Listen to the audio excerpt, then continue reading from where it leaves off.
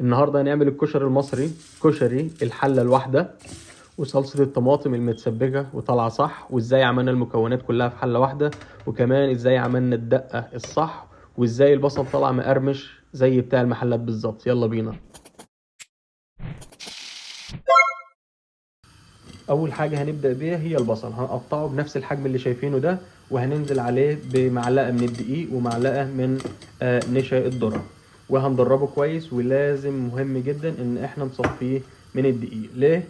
لان احنا لو سيبنا فيه الدقيق ممكن يعجن وما يطلعش مقرمش معانا. المهم هننزل بيهم على الزيت، تكون درجه حرارته متوسطه، ونبدا نقلب فيه لحد ما بيوصل للون اللي شايفينه ده.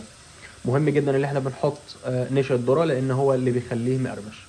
المهم هنطلعه كله ونسيبه على جنب نصفيه، وهناخد الزيت اللي قلينا به البصل، بيفرق جدا معانا في الطعم.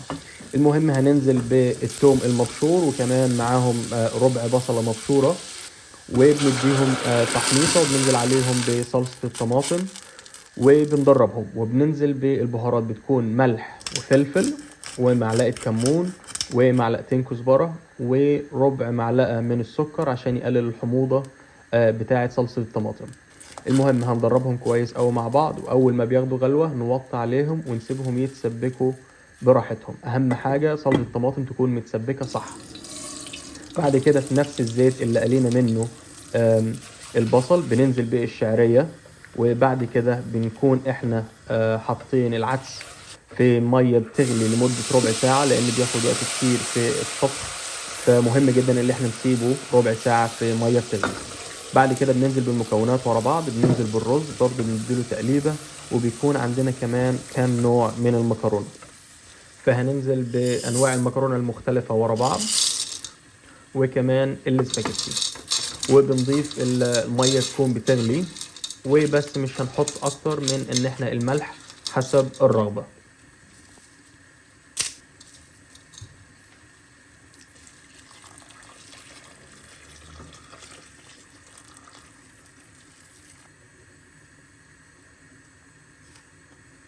وبنغطي عليهم، واول ما الميه تبدأ تتشرب شوية هننزل بالحمص المسلوق. وكمان اول ما الرز والمكونات دي كلها تبدأ تشرب الميه هنديها تقليبة واحدة بس، وهنوطي عليها النار ونسيبها لحد ما يستوي. هياخد معانا كمان 10 دقايق او ربع ساعة بعد ما بنوطي عليه. في الوقت ده هنعمل الدقة. برضو خدنا شوية زيت من اللي قلينا بيهم البصل، ونزلنا بالثوم، ونزلت بشوية من الفلفل الحار، واديتهم بس تشويحة صغيرة، ونزلت عليهم بالمية وعصرة ليمونة. والبهارات هتكون ملح وكمون وكزبرة، وهنبدأ نقلب فيهم. وخدوا بالكم عشان بتغلي فلازم نحركها باستمرار، وأول ما تبدأ تغلي معانا نوطي عليها. وقبل ما نشيلها من على النار بدقيقتين أو 3 بنضيف الخل.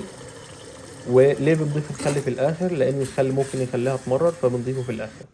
وزي ما شفنا كل المكونات معانا كده جاهزة خلاص. البصل شفنا ازاي عملناه مقرمش، وصلصة الطماطم اهم حاجة طبعا تكون متسبكة لفترة طويلة.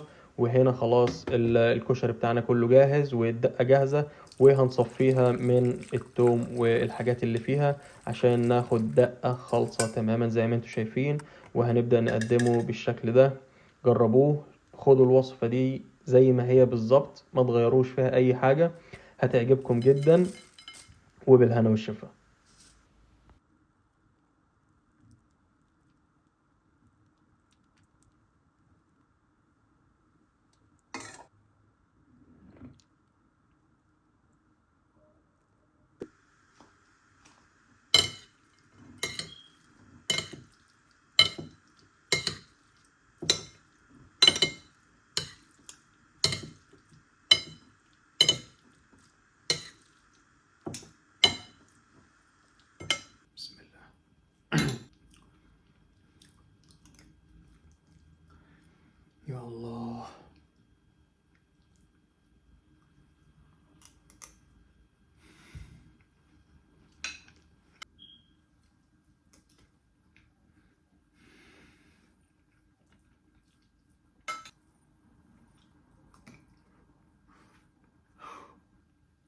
وفي نهاية الفيديو لو عجبتكم الوصفة ما تنسوش تعملوا لايك وشير وسبسكرايب للقناة وتفعلوا زر التنبيهات عشان يوصلكم جديدنا أول بأول.